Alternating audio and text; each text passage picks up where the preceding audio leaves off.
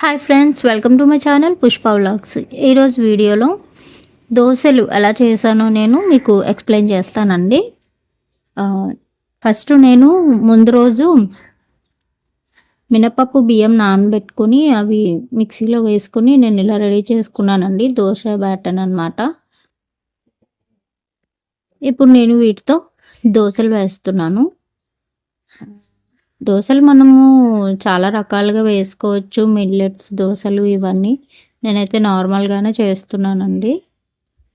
అది కూడా రెగ్యులర్‌గా అయితే చేయను. అప్పుడప్పుడు దోసలు వేస్తూ ఉంటాను. అప్పుడప్పుడు ఇడ్లీ పెడుతూ ఉంటాను పిల్లల కోసం. ఫస్ట్ ప్యాన్ పెట్టుకొని దానిపైన ఆయిల్ వేసుకోవాలి. అంటే నేను నాన్ స్టిక్ ప్యాన్ కాదండి. ఇది నార్మల్‌దే అనమాట. నార్మల్ మనం అట్లేసుకుంటాం కదా! ఆ ప్యాన్ మీద నేను దోసలు వేస్తున్నాను. ఫస్ట్ ఇలాగా ఉల్లిపాయ కట్ చేసుకొని మనము ఇలాగ ప్యాన్‌కి రాసుకోవాలి. ప్యాన్ కొంచెం వేడెక్కిన తర్వాత రాసుకొని దాని మీద మనం దోసలేసుకుంటే వస్తాయన్నమాట. అంటుకోకుండా వస్తాయి.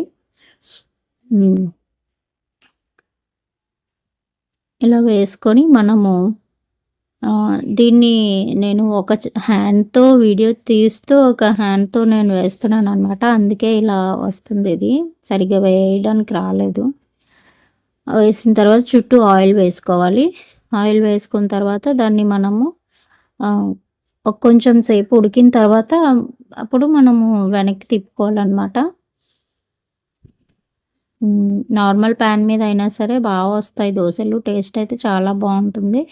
నేను దోసల్లోకి ఎప్పుడు పల్లీ చట్నీ చేస్తానండి. పల్లీలు, వేపిన శనగపప్పు ఉంటది కదా! అవి కలిపి నేను చట్నీ చేస్తాను.